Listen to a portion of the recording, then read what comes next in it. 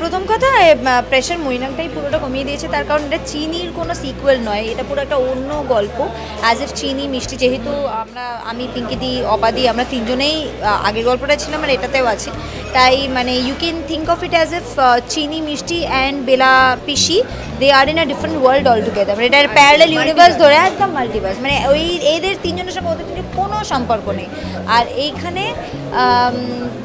গল্পটা অদ্যপর্যন্ত একটা প্রেমের গল্প, অনেকগুলো ইকুয়েশন আছে, প্রত্যেকটা এক একটা ইকুয়েশন এক এক রকম। আর it is not a very complicated story yet, it is a complicated story in a simple form.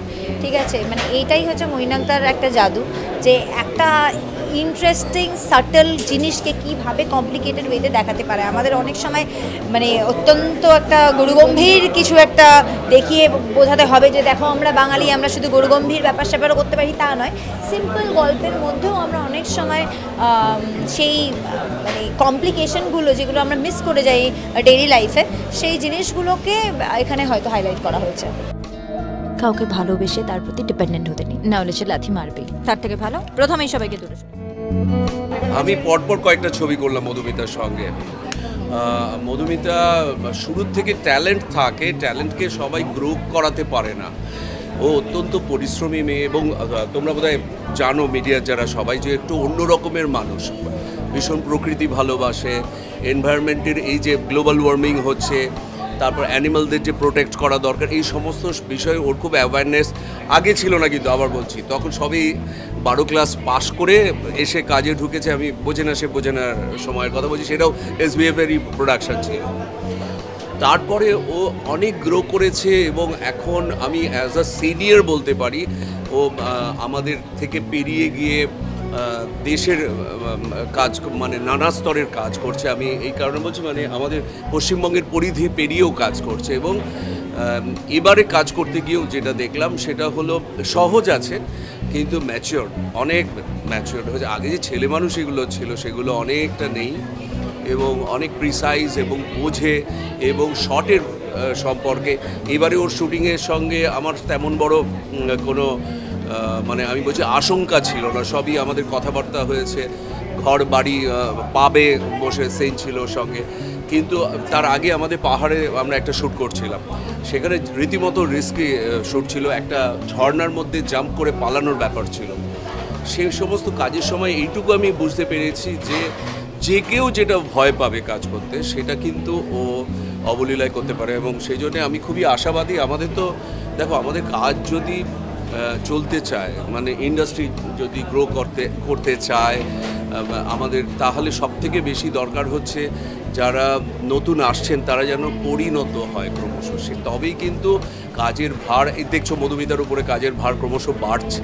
তবে সে নিজেকেও যদি তৈরি না করে তাহলে লোডটা নিতে পারবে না। সেই হিসেবে বলবো, এই ছবিতে আমি যেটা দেখলাম, তোমার যেটা প্রশ্ন, চিনি 2-তে, চিনি 2-তে মধুমিতা অনেক, আর তাকে কাজ করতে হয়েছে কাদের সাথে, লিলিদি রয়েছে, অপরাজিতা আঢ্য রয়েছে, অনির্বাণ চক্রবর্তী রয়েছে, এরকম সিনিয়রদের সঙ্গে কোথাও তোমার খামতি মনে হবে না, কোথাও র্যাদারও এক্সেল করেছে, সবাই মিলে একটা ভালো কাজ হয়েছে। বলো, মানে তোমার জার্নিটা কেমন ছিল চিনি টুর সাথে?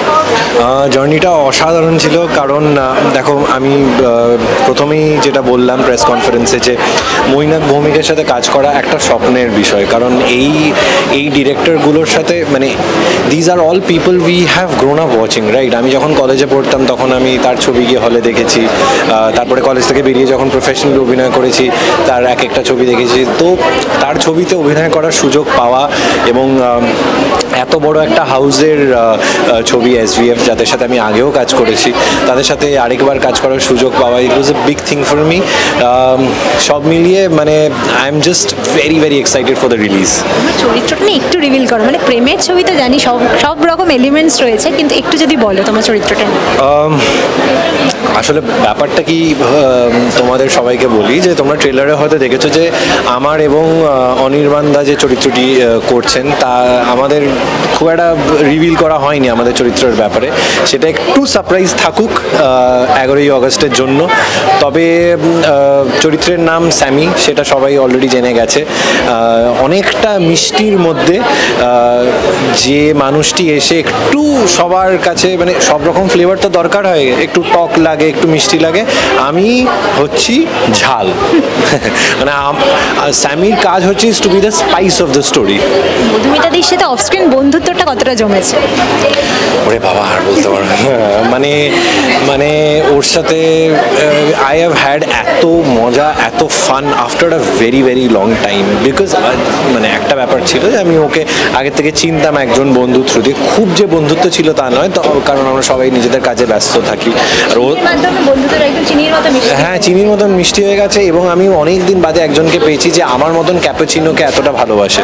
ও সারাদিন হেজেলনাট ক্যাপুচিনো খেয়ে যেত, আমিও সারাদিন হেজেলনাট ক্যাপুচিনো খেয়ে যেতাম। সো এই চলে যেত এবং অসাধারণ এক্সপিরিয়েন্স। She is